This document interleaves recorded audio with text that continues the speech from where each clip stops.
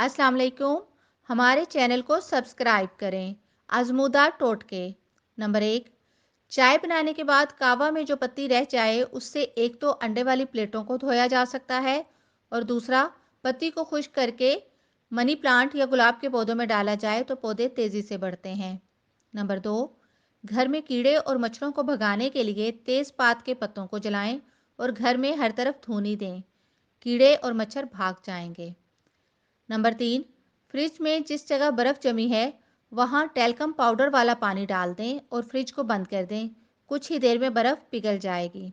Number चार, talcum powder को सिरके में भिगोकर रात भर के लिए छोड़ दें और सुबह उठकर इस पानी में अर्के गुलाब शामिल करके अपना चेहरा धोएं, चमक उठेगा।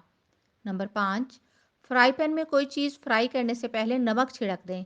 चीज़ ना तो नीचे लगेगी और ना ही चिपकेगी।